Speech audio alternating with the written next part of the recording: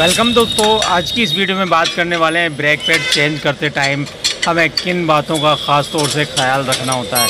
तो इस वीडियो में हमें सबसे पहले इनके जो व्हील्स हैं वो खोलने हैं जैक लगाने से पहले, और उसके बाद जैक लगाने के बाद जब व्हील फ्री हो जाए तो उसको ये उसके नट्स खोल लेने हैं। तो ये काम हमें फ़र्स्ट टाइम ध्यान रखना होता है। और सेकंड बात, जब जैसे ही हम व्हील खोल लेंगे तो व्हील खोलने के बाद उसका जो क्लीपर असेंबली है वो क्लीपर असेंबली सामने आ जाती है। तो हम यहाँ इसके व्हील को खोल लेते हैं और खोल लेने के बाद उसका जो क्लीपर असेंबली है, क्लीपर असेंबली को राइट साइड हो तो राइट साइड और लेफ़्ट साइड हो तो लेफ़्ट साइड घुमा लेंगे, उसको स्टीयरिंग से घुमा लेंगे। तो यहाँ हमें इस तरीके से उसको नट्स को खोल करके बाहर निकाल लेना है। और इसका जो क्लीपर असेंबली है, क्लीपर असेंबली को राइट साइड है तो राइट साइड और लेफ़्ट साइड है तो लेफ़्ट साइड घुमा लेना है। तो यहाँ इसको इस तरीके से बाहर की तरफ निकाल लेंगे। और बाहर निकालने के बाद अब जो क्लीपर असेंबली है उसमें जो पिस्टन है जो कि ब्रेक पैड्स को दबाता है तो उसको यहाँ से पुश कर लेंगे। और पुश करने के बाद फिर हम इसका जो ब्रेक पैड से जो टचअप है वो खोल लेंगे, वो वहाँ से अलग कर लेंगे। वहाँ उसके जो बोल्ट हैं उस एक बोल्ट को खोल लेंगे, दूसरा बोल्ट क्लीपर का जो बोल्ट होता है वो वहाँ से घूमता रहता है। तो यहाँ इसको इस तरीके से खोल लेंगे। तो यहाँ हमें ये बोल्ट खोल लेना है, इस बात का ख़ास तौर से ध्यान रखना है। और खोलने के बाद देखिए आप अंदर की तरफ पिस्टन अभी बाहर है तो इसको पिस्टन को बिल्कुल अंदर कर लेंगे, क्योंकि जब हम नया यहाँ ब्रेक पैड लगाएंगे तो यहाँ ब्रेक पैड के साथ थोड़ा सा हमें टाइट रहेगा, तो इसलिए हमें इसको बिल्कुल पुश कर लेना है और पूरा अंदर की तरफ दबा लेना है। उसके बाद इसको बाहर की तरफ निकाल लेंगे और देखिए अब ये पूरा दब चुका है।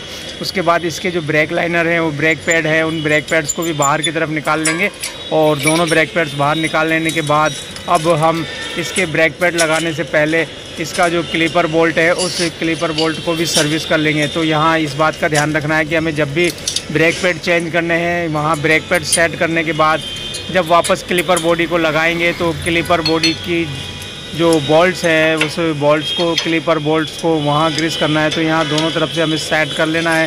ब्रेक पैड्स को सेट कर लेने के बाद और सही तरीके से फिट कर देने के बाद इसका जो क्लीपर बोल्ट हैं उन क्लीपर बोल्ट्स को भी बाहर निकाल लेना है।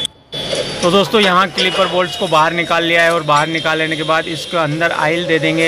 ये जो दोनों साइड है या ये दूसरा वाला बोल्ट भी हमें बाहर निकाल लेना है और इसमें भी आयल लगा करके ग्रीसिंग कर देना है, क्योंकि यह अगर सूख जाएगा तो सूखने के बाद इसका एक साइड का जो प्रेशर होता है, जो पिस्टन साइड प्रेशर होता है वो बिल्कुल टाइट होता है, वहाँ से रिलीज़ नहीं हो पाता, जिसकी वजह से क्या होता है कि एक साइड का ब्रेक पैड ज़्यादा घिसना शुरू हो जाता है और दूसरे साइड का भी ब्रेक पैड घिसना शुरू हो जाता है। यानी ब्रेक पैड जल्दी घिसते हैं और आपकी गाड़ी जाम होकर के चलती है। जाम होकर के चलती है तो आपका जो फ्यूल है वो ज़्यादा कंज्यूम होता है। फ्यूल ज़्यादा कंज्यूम होता है तो आपकी जेब पे भी फ़र्क पड़ता है।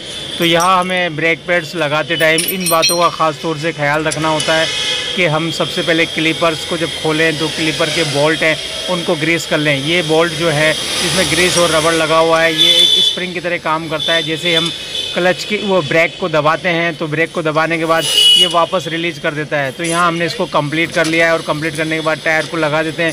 सबसे पहले टायर को उसी तरीके से जैक के ऊपर लगा करके फिक्स कर लेंगे। उसके बाद जैक को नीचे उतार देंगे और नीचे उतारने के बाद फिर फुली टाइट कर देंगे। तो इस तरीके से हमें इसको कंप्लीट कर देना है, इस तरीके से फुल टाइट कर देना ताकि कहीं रास्ते में व्हील खुल ना जाए। तो यहाँ हमने जैक उतार लिया, जैक उतारने के बाद इसको कंप्लीट फिट कर दिया है। ऐसा ही हमने अब दूसरी तरफ कर लेना है। दूसरी तरफ भी हमें इसी तरीके से क्लीपर बोल्ट को निकाल लेना है और उसको ग्रीसिंग करना है और ग्रीसिंग करके उस तरीके से लगा देना है, क्योंकि ये क्लीपर बोल्ट जो है, क्लीपर बोल्ट ही इसका जो क्लीपर बॉडी है उसको रिलीज़ करते हैं। क्लीपर बॉडी को रिलीज़ करने के लिए इन क्लीपर बोल्ट्स का बहुत अहम योगदान होता है। तो यहाँ भी हमें दोनों ब्रेक पैड्स फिट करने हैं और ब्रेक पैड फिट कर देने के बाद क्लीपर बोल्ट्स को जो हमने ग्रीस कर लिया है वो सब कुछ कंप्लीट कर देने के बाद इसी तरीके से इसको फिट कर देंगे। तो दोस्तों ये मैंने आपको एक बहुत ही अहम जानकारी दी है, क्योंकि जब भी आप ब्रेक पैड चेंज करेंगे इन चीज़ों को भूल जाते हैं, जिसकी वजह से ये होता है आपका लाइनर ब्रेक पैड जल्दी घिस जाता है। तो दोस्तों आपको इसी तरीके की और नॉलेजेबल वीडियो देखनी हो तो आप मेरे चैनल RDM प्रोडक्शन को सब्सक्राइब कर सकते हैं और मेरे चैनल को सब्सक्राइब करने के बाद उसको लाइक और कमेंट्स ज़रूर कर दें। तो मिलते हैं दोस्तों फिर अगली बार नए वीडियो नए सब्जेक्ट के साथ। तब तक के लिए आप सभी दोस्तों से अलविदा दोस्तों। मिलते हैं अगली बार नए वीडियो नए सब्जेक्ट के साथ।